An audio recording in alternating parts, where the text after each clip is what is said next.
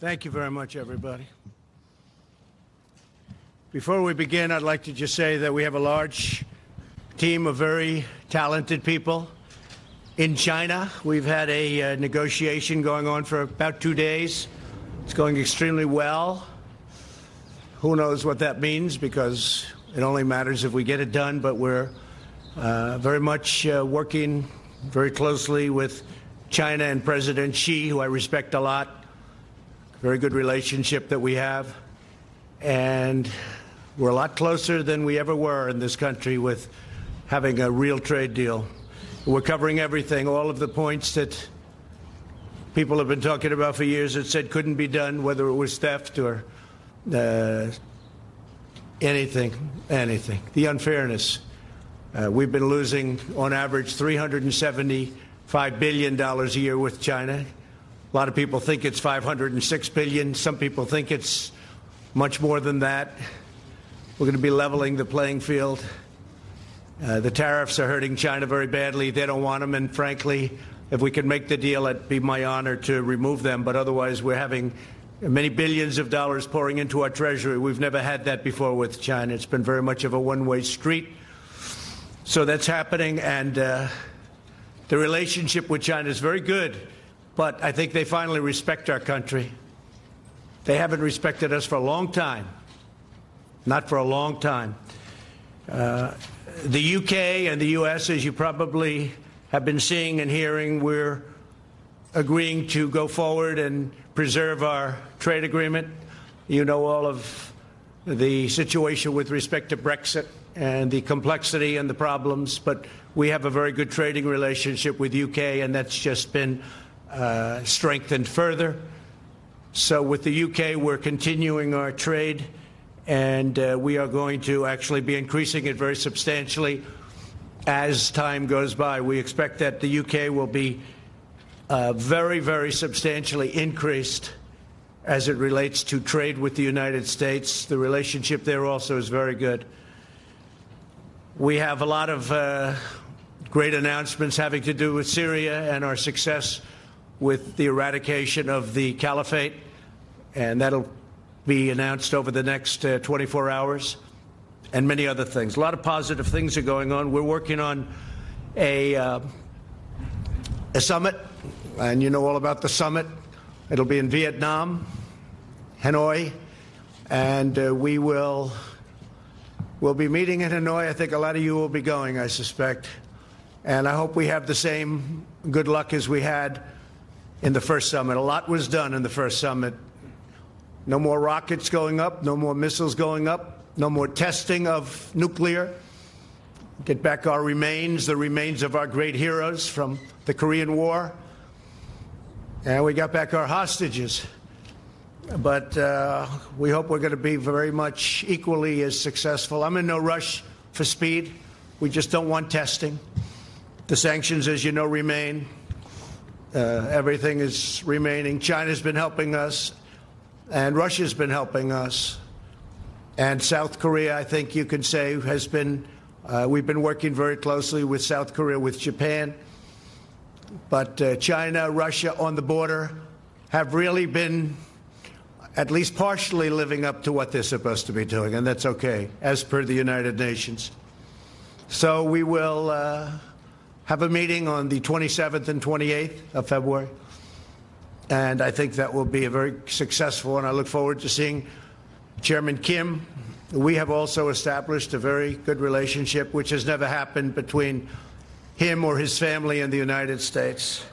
They have really taken advantage of the United States. Billions of dollars has been paid to them.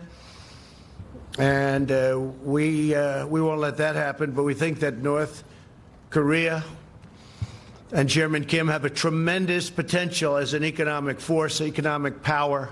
Their location between South Korea and then Russia and China, right smack in the middle, is phenomenal.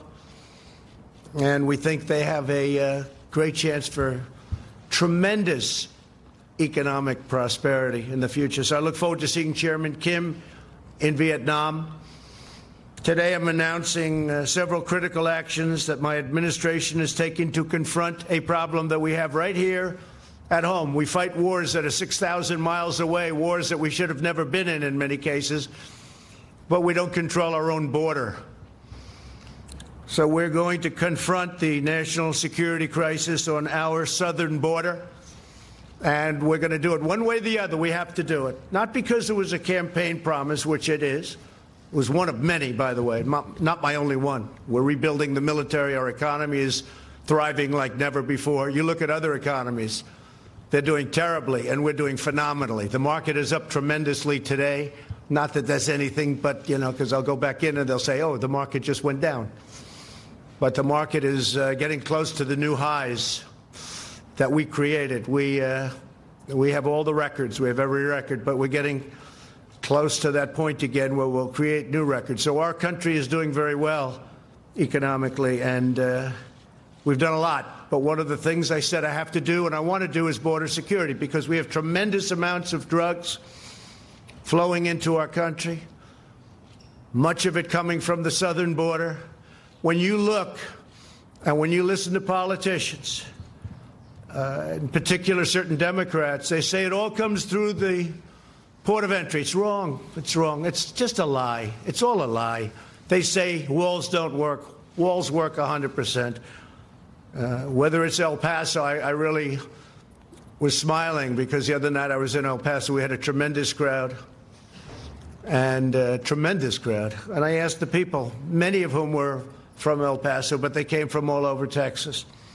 And I asked them, I said, let me ask you, as a crowd, when the wall went up, was it better? You were there, some of you. It was not only better, it was like 100% better. You know what they did. But that's only one example. There are so many examples.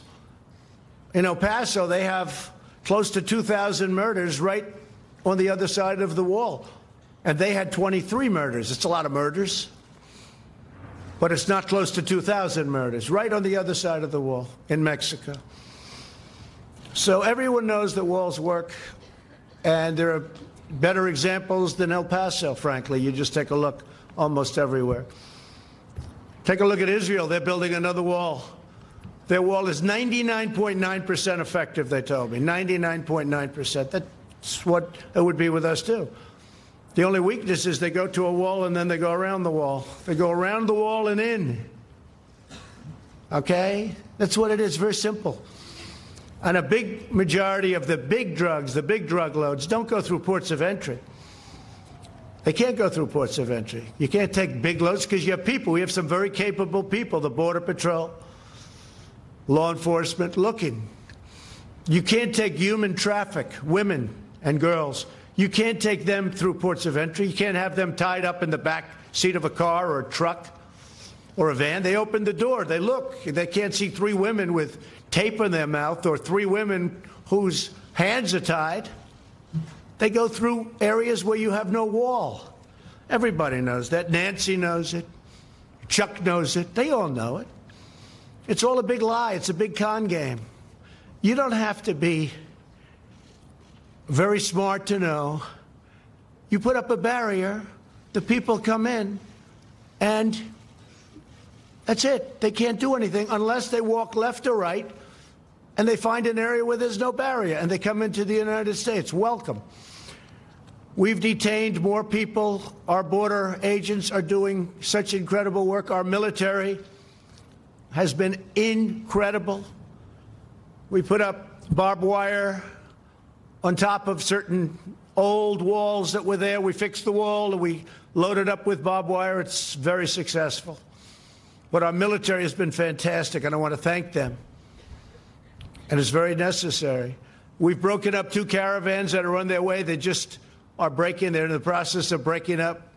We have another one that we haven't been able to break up yet. We've been actually working with Mexico much better than ever before. I want to thank the president. I want to thank Mexico. They have their own problems. They have the largest number of murders that they've ever had in their history. Almost 40,000 murders. 40,000. And they got to straighten that out, and I think they will. But I just want to thank the president because he's been helping us with these monstrous caravans that have been coming up. We had one that was up to over 15,000 people. It's largely broken up. Others have gotten through. And in Tijuana, you have a lot of people staying there. If we didn't have the wall up and if we didn't have the wall secured and strengthened, they would have walked right through. They'd be welcome to the United States. One of the things we'd save just a tremendous amount on would be sending the military. If we had a wall, we don't need the military because we'd have a wall. So I'm going to be signing a national emergency. And it's been signed many times before. It's been signed by other presidents. From 1977 or so, it gave the presidents the power. There's rarely been a problem. They signed it. Nobody cares. I guess they weren't very exciting. But nobody cares. They signed it for far less important things in some cases, in many cases. We're talking about an invasion of our country with drugs, with human traffickers, with all types of criminals and gangs. We have some of the greatest people I know. They've been with me from the beginning of my campaign, almost from the first week, the angel moms. Unfortunately, we have new angel moms.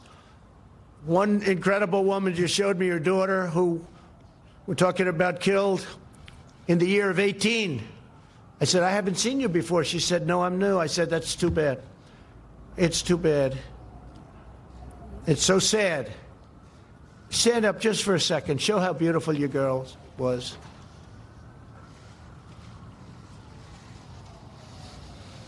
Thank you. I have such respect for these people. Angel moms, angel dads, angel families. I have great respect for these people. These are great people. These are great people. They're fighting for their children that have been killed by people that were illegally in this country. And the press doesn't cover them. They don't want to, incredibly.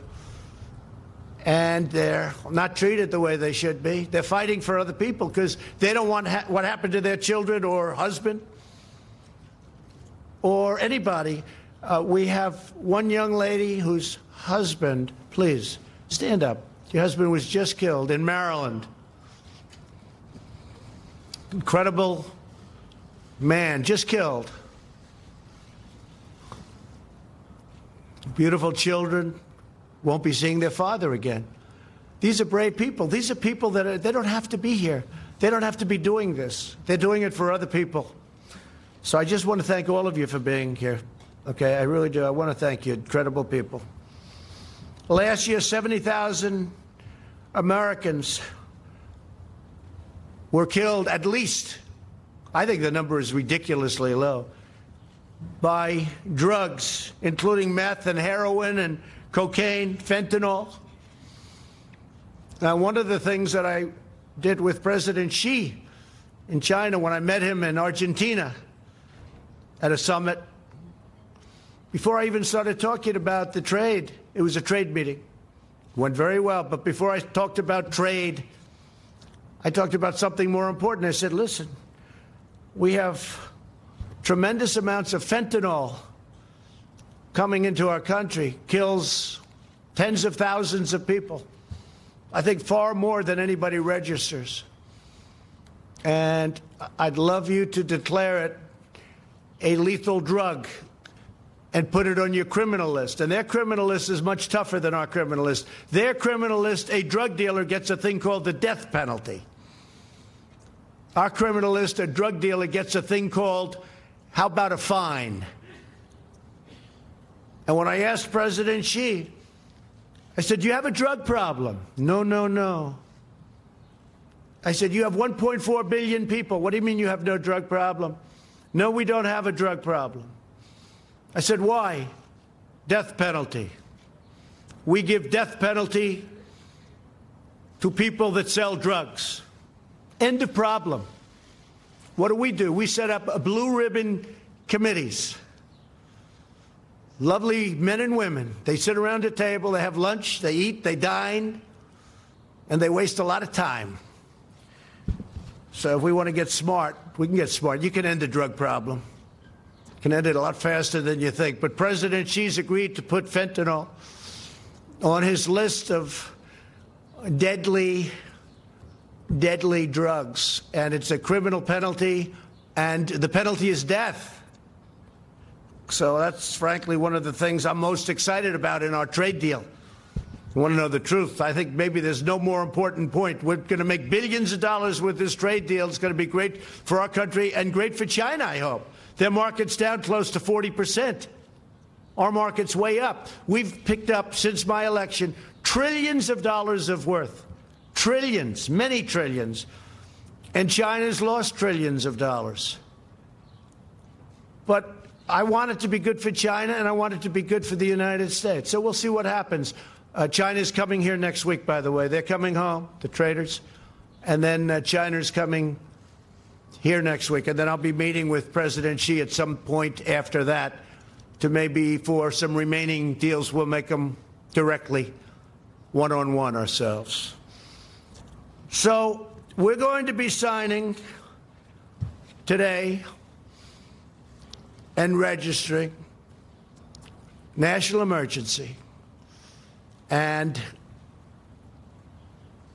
it's a great thing to do because we have an invasion of drugs, invasion of gangs, invasion of people, and it's unacceptable. And by signing the national emergency, something signed many times by other presidents, many times, President Obama. In fact, we may be using one of the national emergencies that he signed having to do with cartels, criminal cartels. It's a very good emergency that he signed, and we're going to use parts of it in our dealings on cartels. So that would be a second national emergency, but in that case, it's already in place. And what we really want to do is simple. It's not like it's complicated. It's very simple. We want to stop drugs from coming into our country. We want to stop criminals and gangs from coming into our country. Nobody's done the job that we've ever done. I mean, nobody's done the job that we've done on the border. And in a way, what I did by creating such a great economy, and if the opposing party got in, this economy would be down the tubes. You know, I hear a lot of people say, oh, well, but maybe the previous administration. Let me tell you, the previous administration, it was heading south, and it was going fast. We would have been down the tubes. The regulations were strangling our country, unnecessary regulations. By creating such a strong economy, you just look at your televisions or see what's going on today. It's through the roof. What happens is more people want to come. So we have far more people trying to get into our country today than probably we've ever had before. And we've done an incredible job in stopping them, but it's a massive number of people. If we had the wall, it would be very easy. We would make up for the cost of the wall just in the cost of the fact that I would be able to have fewer people. We wouldn't need all of this incredible talent, some of whom are sitting in the first row. You wouldn't need all of this incredible talent. We would get thousands of law enforcement people, including Border Patrol. You put them in different areas. You have them doing different things. Law enforcement and Border Patrol. And I want to thank law enforcement, and I want to thank Border Patrol, and I want to thank ICE. ICE is abused by the press and by the Democrats. And by the way, we're going to be taking care of ICE. You know, we talk about the new bill. We're going to be taking care of ICE. They wanted to get rid of ICE. And the bill is just the opposite of that. A lot of good things happen. So that's the story. We want to have a safe country. I ran on a very simple slogan: make America great again. If you're going to have drugs pouring across the border, if you're going to have human traffickers pouring across the border in areas where we have no protection, in areas where we don't have a barrier, then very hard to make America great again. But we've done a fantastic job, but we haven't been given the equipment. We haven't been given the walls. And in the bill, by the way, they didn't even fight us on most of the stuff. Ports of entry, we have so much money, we don't know what to do with it. I don't know what to do with all the money they're giving us. It's crazy. The only place they don't want to give us much money, $1,375 million. Sounds like a lot, but it's not so much, although we're putting it to much better use than it used to be. A lot of the past administrations, it was easy to get, they didn't build, or they didn't do what they could have done. It would have been great. It would have been great to have done it earlier, but I was a little new to the job, a little new to the profession. And we had a little disappointment for the first year and a half. People that should have stepped up did not step up. They didn't step up, and they should have. It would have been easy. Not that easy, but it would have been a lot easier. But some people didn't step up. But we're stepping up now. So we have a chance of getting close to $8 billion. Whether it's $8 billion or $2 billion or $1.5 billion, it's going to build a lot of wall. We're getting it done. We're right now in construction with wall in some of the most important areas. And we have renovated a tremendous amount of wall, making it just as good as new. That's where a lot of the money has been spent on renovation. In fact, we were restricted to renovating, which is okay. But we're going to run out of areas that we can renovate pretty soon. And we need new wall.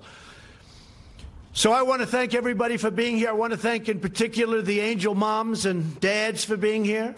Thank you very much. We have great respect for you. The real country, our real country, the people that really love our country, they love you.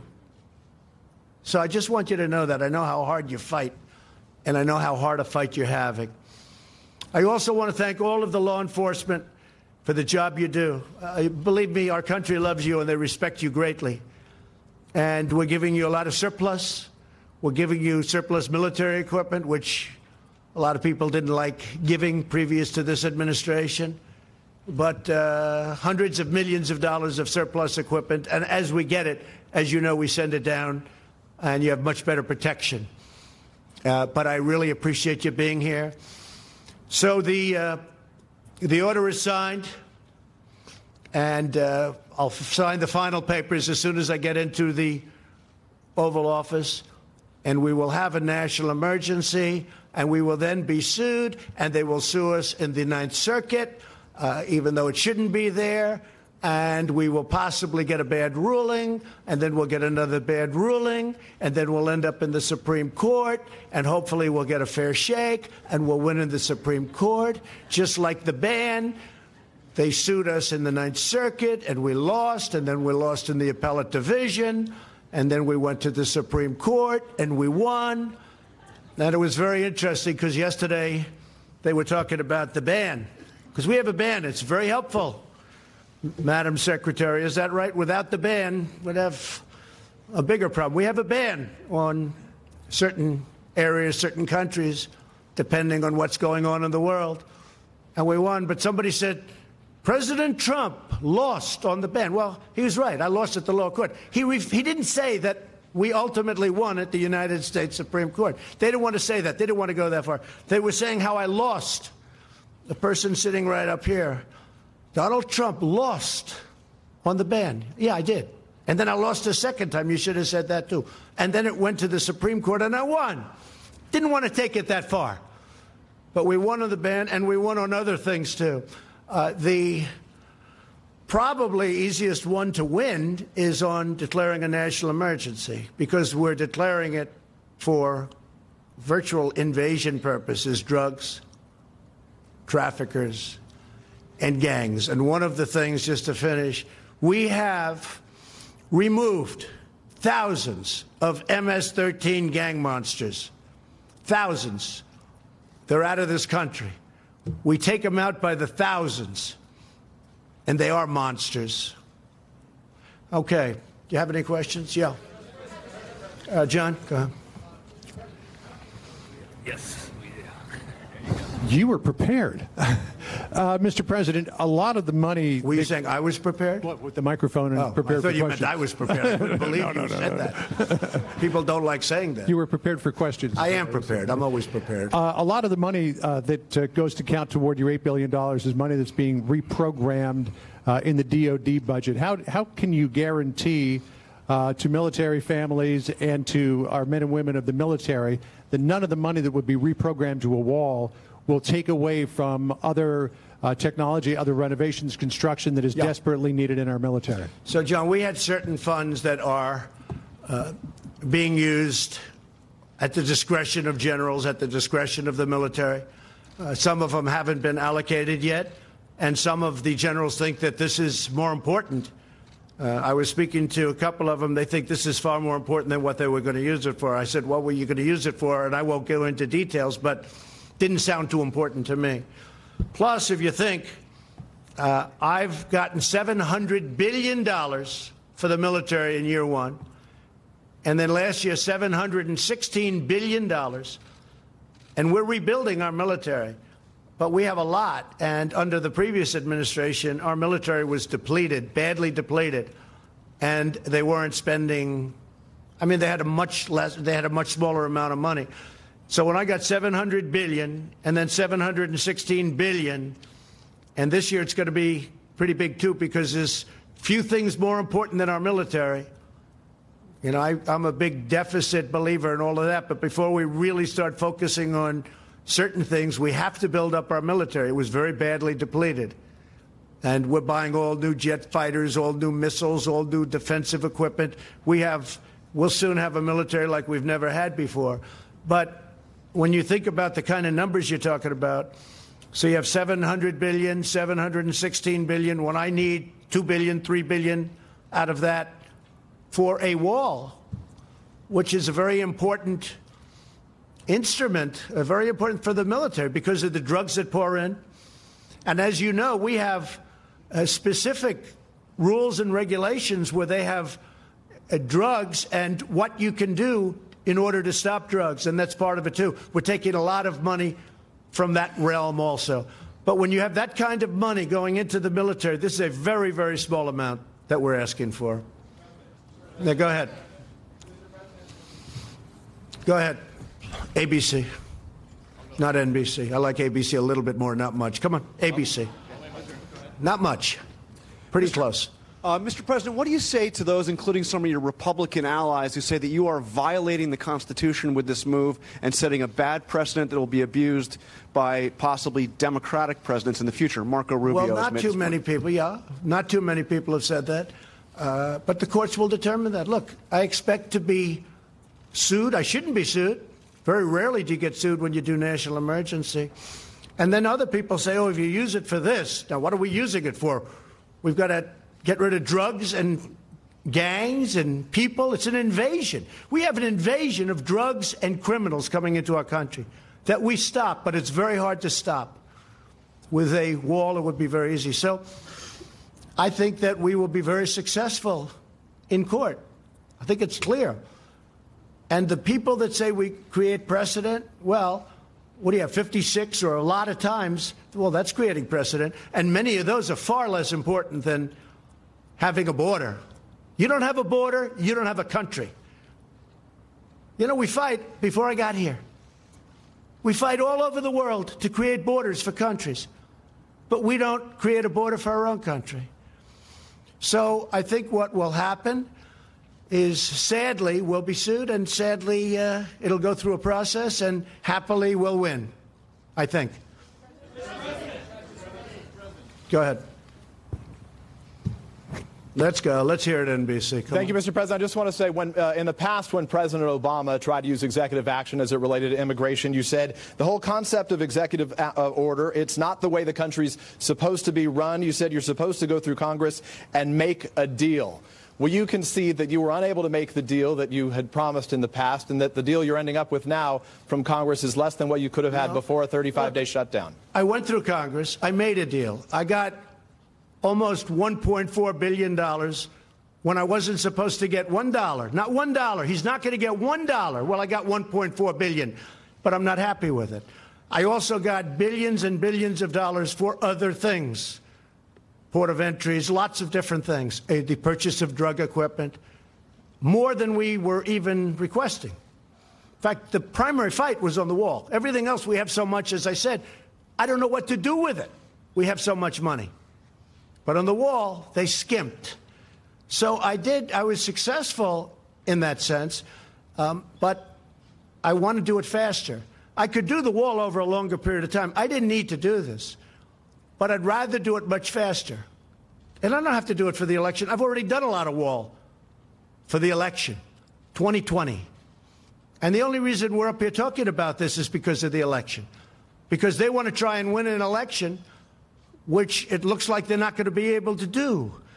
And this is one of the ways they think they can possibly win, is by obstruction and a lot of other nonsense. And I think that I just want to get it done faster. That's all. Okay. Yes, ma'am. Go ahead. Thank you, Mr. President. Roberta Rampton from Reuters. I wanted to ask about China. Do you feel that enough progress has been made in the talks to head off the increase in tariffs scheduled for March 1? Well, you know, you're talking to the wrong person, because I happen to like tariffs, okay? I mean, we're taking in billions and billions of dollars in tariffs from China. And our steel industry now, as an example, we tax dumped steel. Much of it comes from China at 25%. Our steel industry is so vibrant now again. They're building plants all over the United States. It's a beautiful thing. And from a defensive standpoint, and from any standpoint, you need steel. You know, you can do without certain industries. Our country cannot do without steel.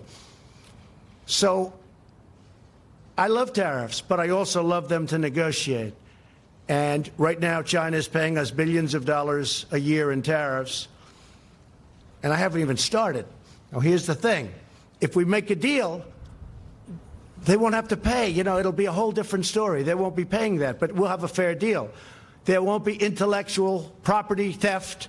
There won't be so many other things that have gone on. And no other president has done this. No other president. We didn't have a deal with China. You had the WTO, one of the worst trade deals ever made, probably even worse than NAFTA, if that's believable, which is, you know, hard to believe, because I think NAFTA was just a disaster. It was a total disaster for our country. And now we made the USMCA, which is going to be a great deal. And by the way, the USMCA from Mexico, that's United States, Mexico, Canada, that's where the money's coming from, not directly but indirectly, for the wall. And nobody wants to talk about that, because we're saving billions and billions of dollars a year if Congress approves that deal. Now, they might not want to approve a deal just because they'll say, one of the things I'm thinking of doing, this has never been done before. No matter how good a deal I make with China, if they sell me Beijing for $1, if they give me 50% of their land and every ship that they've built over the last 2 years, which is a lot, and they give them to me free, the Democrats will say, what a lousy deal. That's a terrible deal. Like ZTE, I got more than $1 billion penalty in a short period of time. And the Democrats said, oh, should have gotten more. When I made that deal, I said, this is incredible. I got over $1 billion penalty, plus they had to change their board of directors. They had to change their top management. But they had to pay over $1 billion. I said, what a deal. It took like a week. And the Democrats didn't even know there was a problem with ZTE. I'm the one that fined him. I'm the one that settled it. Over $1 billion. And President Xi called me, and he said it would be important to him if they could get a deal. And we made a deal, paid like in a short period of time. The Democrats went out and said, oh, they should have done better. So what I'm thinking of doing is getting Chuck Schumer, getting Nancy Pelosi, having them bring 2 or 3 of their brilliant representatives, and we'll all go down together, and what we'll do is we'll negotiate. I'll put them in the room and let them speak up. Because any deal I make with China, if it's it's going to be better than any deal that anybody ever dreamt possible. Or I'm not going to have a deal. It's very simple. But any deal I make with China, Schumer's going to stand up and say, oh, it should have been better. It should have been better. And you know what? That's not acceptable to me. So I'm thinking about doing something very different. I don't think it's ever been. I just don't want to be second-guessed. But that's not even second-guessed. That's called politics. Sadly, I'd probably do the same thing to them. Okay? But any deal I make, toward the end, I'm going to bring Schumer, at least offer him, and Pelosi. I'm going to say, please join me on the deal. And by the way, I just see our new Attorney General is sitting in the front row. Please stand up, Bill. Such an easy job he's got. He's got the easiest job in government. Thank you, and congratulations. There was a great vote yesterday. Thank you very much. Yes, go ahead. Go ahead.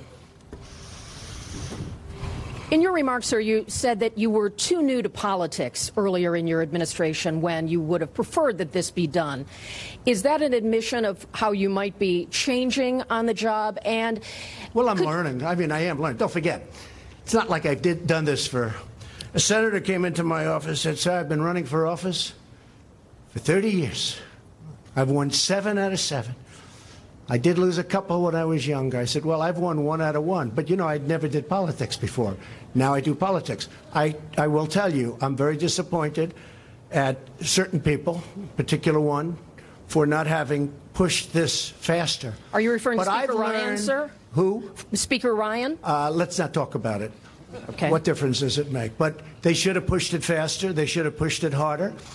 And they didn't. They didn't. If they would have, it would have been a little bit better. In the meantime, I've built a lot of wall. I have a lot of money, and I built a lot of wall.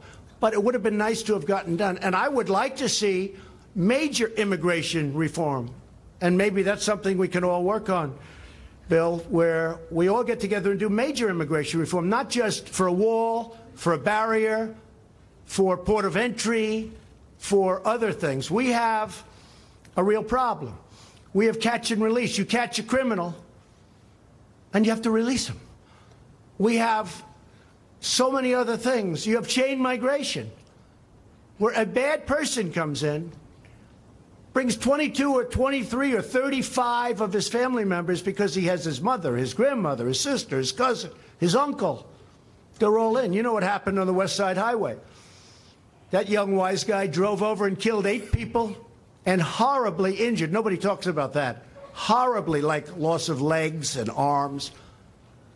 Going 60 miles an hour, he made a right turn into a park on the West Side Highway along the Hudson River in New York. He had many people brought in because he was in the United States.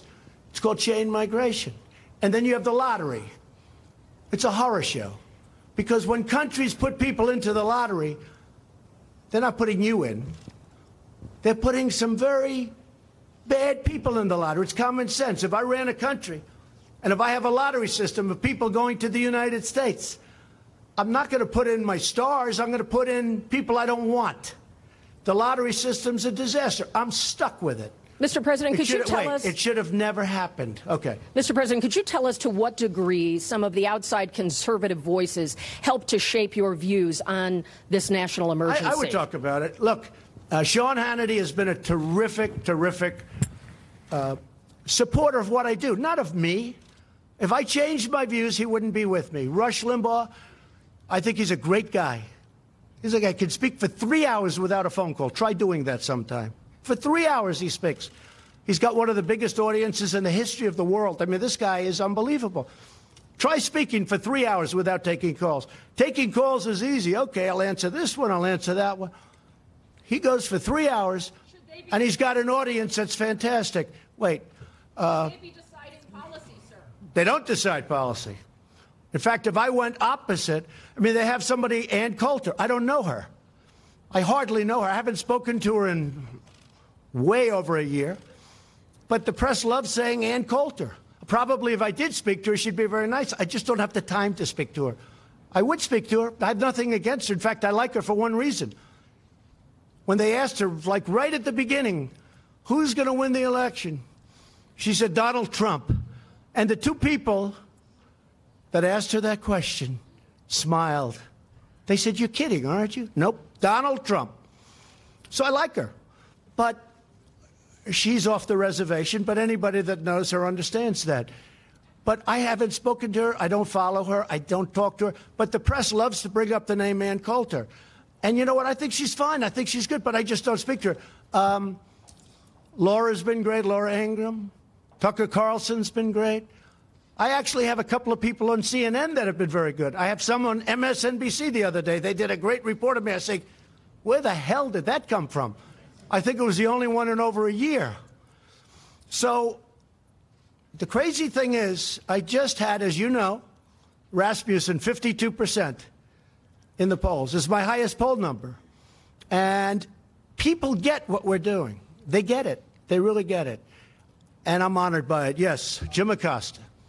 Thank you, Mr. President. I wonder if you could comment on this disconnect that we seem to have in this country, where you are presenting information about what's happening at the border, calling it an invasion, talking about women with duct tape over their mouths and so on, and yet there's a lot of reporting out there, there's a lot of crime data out there, there's a lot of Department of Homeland Security data out there that shows border crossings at a near record low. That shows undocumented immigrants committing crime at lower levels. That shows undocumented criminals or undocumented immigrants committing crime at lower levels than native-born Americans.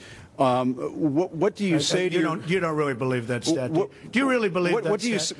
Take a look at our federal prisons. I believe in facts and statistics and data. Any more quick? Let's go. Let me just ask you this. What do you say to your critics who say that you are creating a national emergency, that you're concocting a national emergency here in order to get your wall because you couldn't get it through other ways? Moms, what do you think? Do you think I'm creating something?